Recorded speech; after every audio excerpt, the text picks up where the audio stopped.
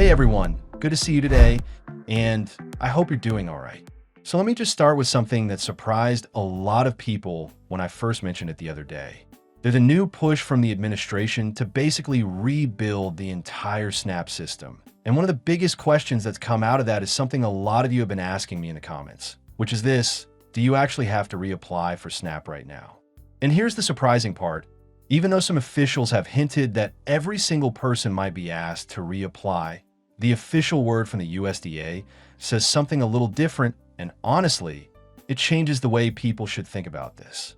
So stay with me, because what's happening behind the scenes might affect you more than you think. And there's one detail later on that a lot of people haven't heard about that could really change how states handle all this. Before we get into everything, let me ask you something simple. What's the one thing you wish the SNAP system did better? Let me know in the comments. So, here's what's going on. A lot of the confusion started because the new legislation, the one big, beautiful bill signed by President Trump, includes the biggest set of changes to SNAP in years. And one of the key officials behind these changes, Brooke Rollins, has been saying in interviews that they want to completely rebuild SNAP from the ground up. At one point, she even said they're going to ask everyone to reapply. And of course, that made millions of people panic, because if you've ever been through a full reapplication for SNAP, you know it's not just a form. It could take weeks, and sometimes it requires interviews, new documents, and a whole lot of waiting. But here's the thing, the official USDA statement actually said something very different. They said there's no national order for everyone to reapply.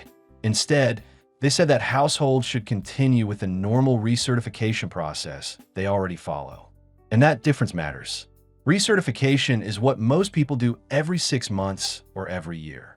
It's basically updating your income and household information. Reapplying is more like starting over, like you're applying for the very first time. So then, why did this whole thing get so confusing? Part of it is because the administration is trying to track what they call errors in the system. For example, they said that thousands of deceased people were still listed as receiving SNAP. Now, whether that number is accurate or not is still being debated, because SNAP benefits aren't mailed checks, they're EBT cards. But that claim got attention, and it's one of the reasons they're talking about rebuilding the system. Speaking of which, let's talk about what's actually changing under this new bill, because these changes are real and they're already affecting people, even if the reapplication part hasn't been ordered yet. One of the biggest changes is the new work requirement age range. Before, able-bodied adults without dependents had to meet work requirements between ages 18 and 49. But now, the requirement goes all the way up to age 65. So someone who's 63, maybe struggling to find work because hiring slows down at that age, is now expected to meet the same work requirements as someone who's 30. That's a huge shift. And on top of that, exemptions were narrowed. Before, if you were caring for a child under 18, you were exempt. Now that's been lowered to age 14. Some people lost exemptions entirely, including veterans, homeless individuals, and former foster youth. Only American Indians received a new exemption, so everyone else is facing tighter rules. Now, this is where things get even more complicated. Supporters of the new rules say these changes are about fairness, responsibility, and making sure that help goes to people who truly can't work.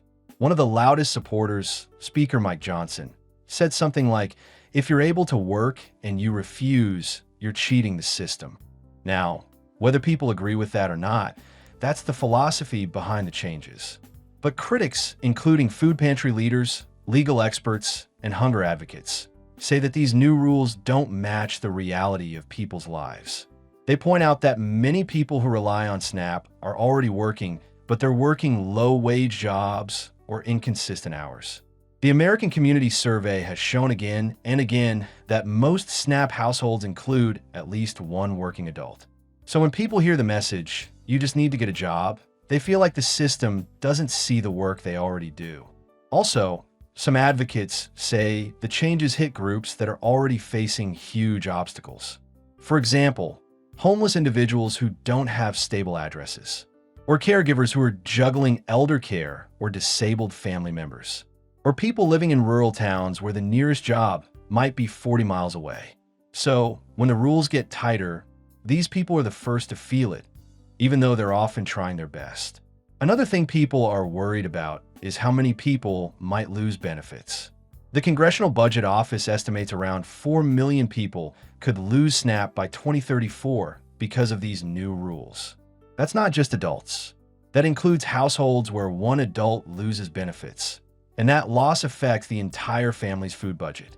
Now, let me circle back to something I said earlier because this is important. Reapplication hasn't been ordered nationwide, but the reason people are worried is because USDA and state agencies are still figuring out how to enforce all the new rules. And states are facing something big, something that hasn't been talked about much. Starting in 2028, if a state makes too many SNAP errors, they will have to start covering part of the benefit cost themselves. And the estimate for that is up to $100 billion across states. So think about that for a second. States that already have staff shortages and outdated computer systems might suddenly be forced to pay their own money if they don't catch every tiny mistake. And that creates a huge incentive for states to tighten paperwork, push people to recertify more often, and make sure they're following every single new rule. That's one of the reasons some people believe reapplication could still happen later, even if it's not happening yet. Also, food banks and community organizations are already seeing signs of stress.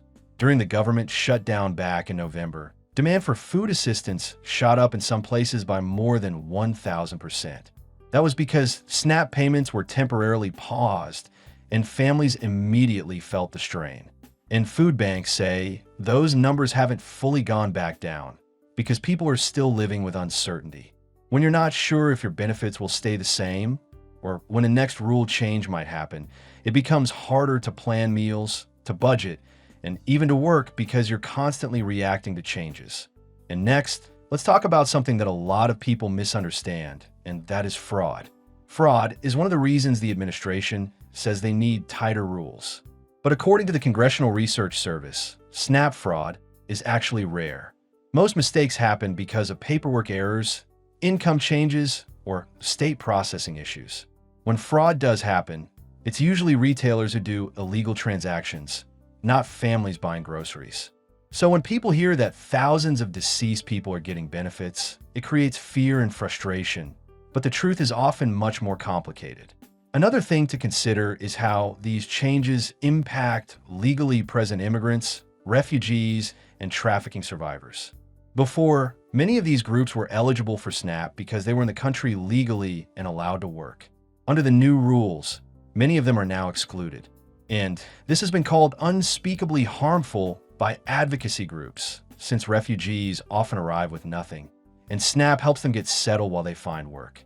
Now, you might be wondering, what does all this mean for you or someone you know? And honestly, this is where the conversation gets really personal, because for most people, the most important question is still the same. Do I need to reapply? So let me say it again in simple terms. Right now, the official rule is that you should continue with your normal recertification. If you are due for a 6-month update or an annual renewal, do that. Keep your information up to date. Respond to any letters from your state agency. And if your income or household changes, report it like you normally would. But keep your eye out for updates because the gap between what officials are saying publicly and what they're discussing in interviews is big enough that things could change later. And yeah, I know this stuff can feel overwhelming. People are dealing with enough as it is. Rising food prices, rising rent, health costs going up, gas going up, and then on top of all that, you have to worry about paperwork that keeps changing. It's exhausting.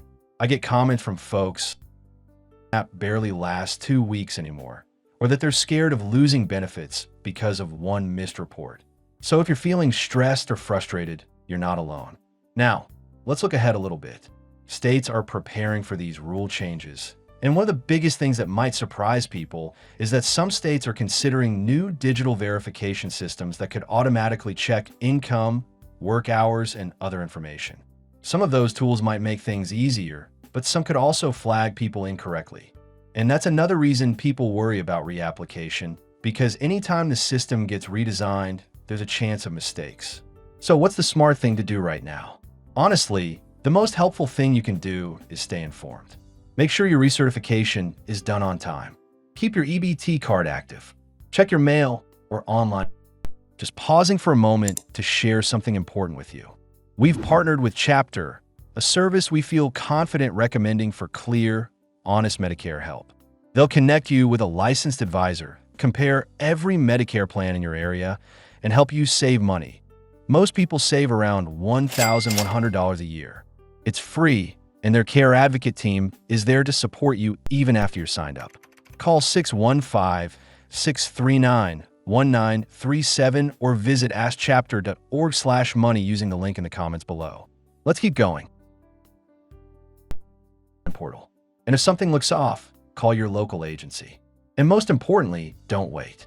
If you get a letter asking for information, respond as soon as you can. Missing a deadline is one of the most common reasons people lose benefits, even when they're still eligible. And hey, remember when I mentioned earlier that there's something most people don't know about the state cost sharing starting in 2028? That one single rule could actually shape everything that happens over the next few years. Because if states start worrying about getting penalized, they may start changing their own rules long before the federal government makes any announcements. So even though there's no national reapplication order now, some states might start tightening things earlier or pushing people to provide more documents. That's the part one wanted you to know about, because it explains why a lot of people are nervous, even if the government hasn't told everyone to reapply. If you found this helpful, consider subscribing. And tell me in the comments, what's the one thing you wish the government understood about people who use SNAP? I think your answers will help a lot of folks feel seen. Take care of yourself, and I'll talk with you soon.